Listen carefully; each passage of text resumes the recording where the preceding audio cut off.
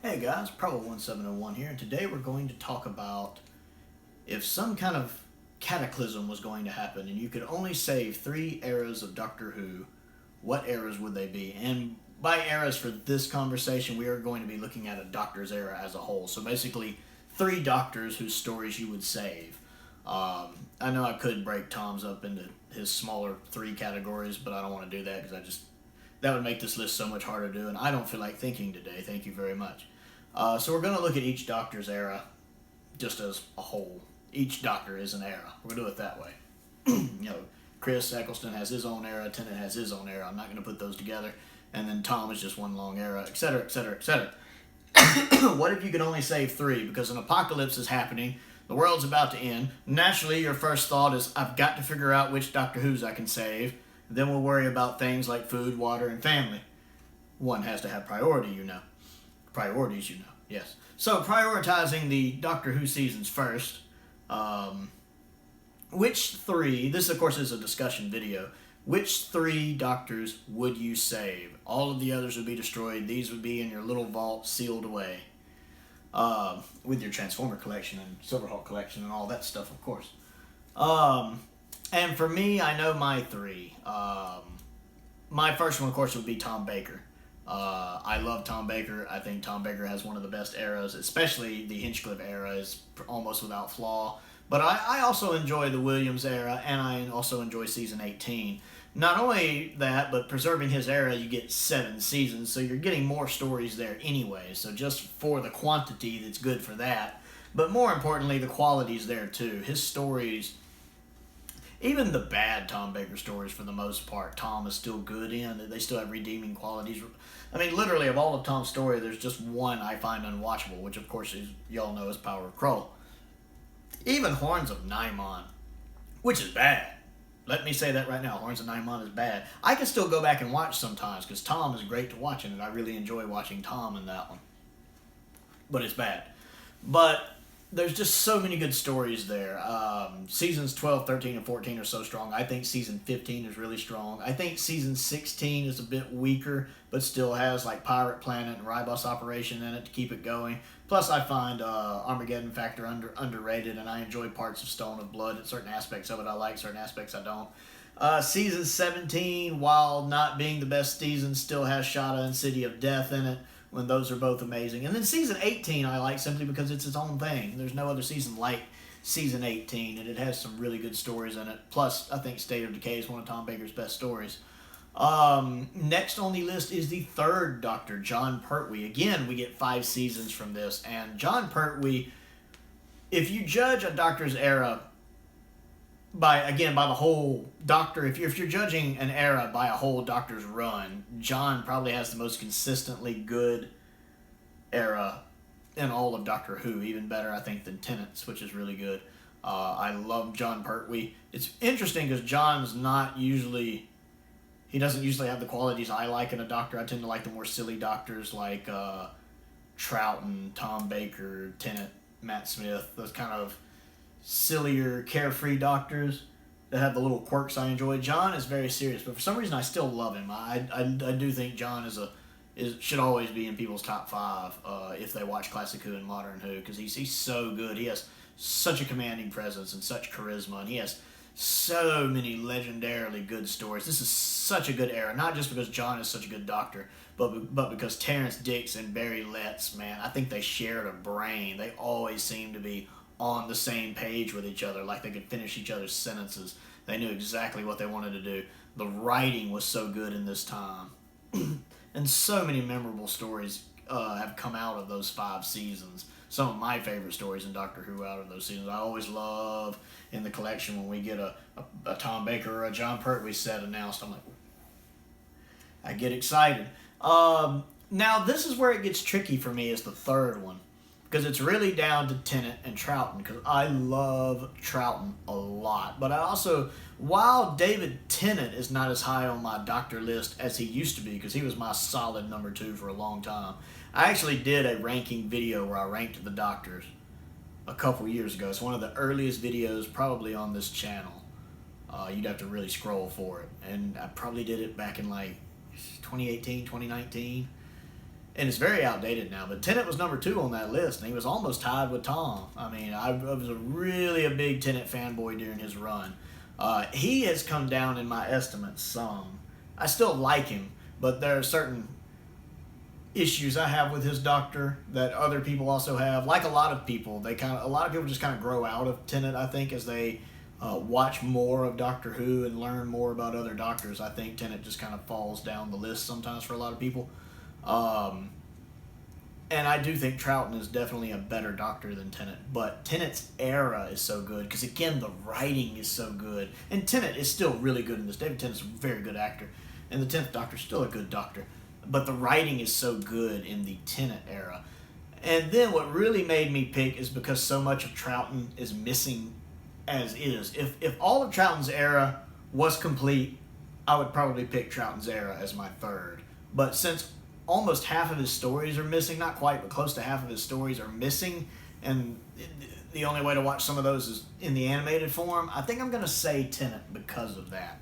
So that's my caveat. If hypothetically we had all of Troughton existing, I'd pick Troughton. But since so much of his is missing, I'm going to say Tennant. I do think Tennant has the best era of the modern series.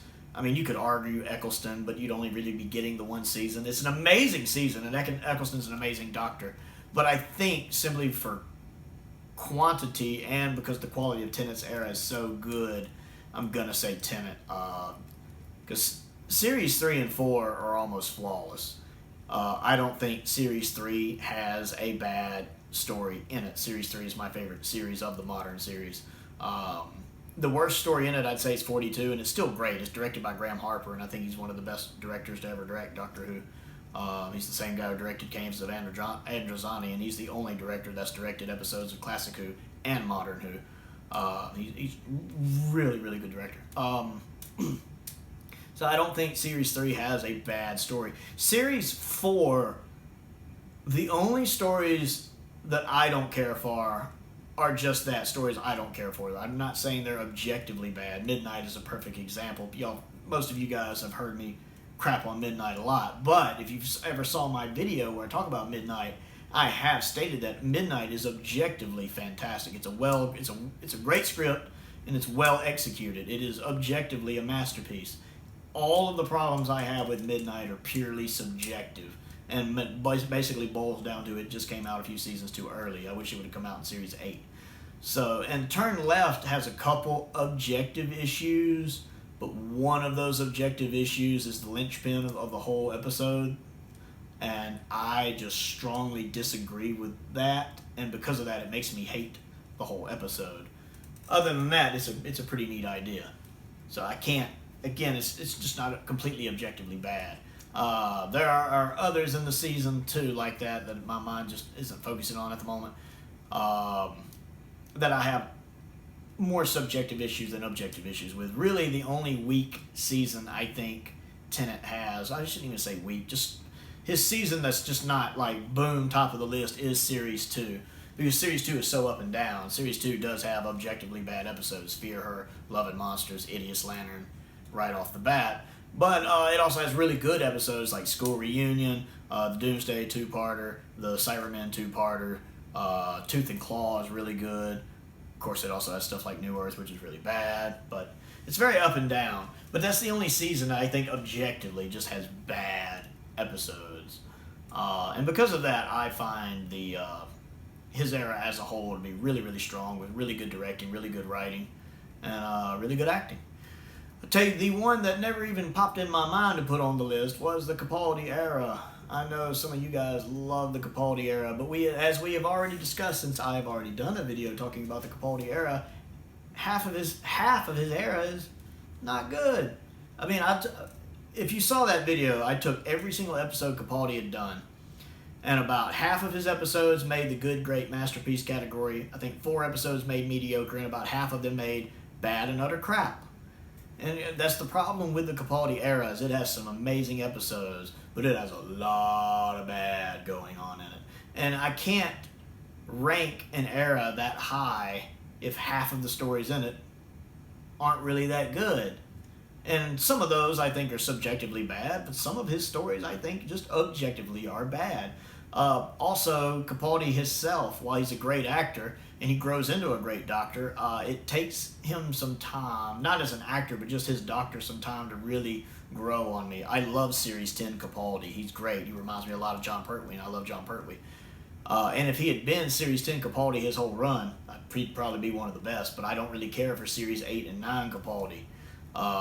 I can never understand why people think Capaldi's their favorite doctor. Or, I shouldn't say think. I can never understand why Capaldi is some people's favorite doctors. And that's not me dissing on your opinion. If he's your favorite doctor, he's your favorite doctor. I'm not trying to crap on your opinions or anything. You know, you're entitled, your favorite doctor is your favorite doctor, period. I'm simply saying, I don't get it. I don't get it.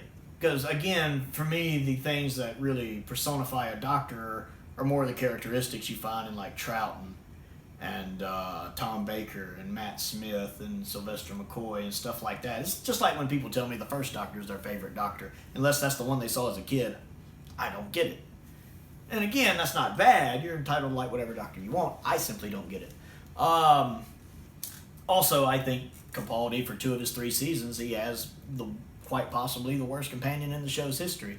Definitely my least favorite companion, but I think you can make an argument for worst companion. Because again, I do not use the terms least favorite and worst interchangeably. They are 2 different things. One is more objective and one is more subjective. Clara is my least favorite companion. I just did a video about that recently.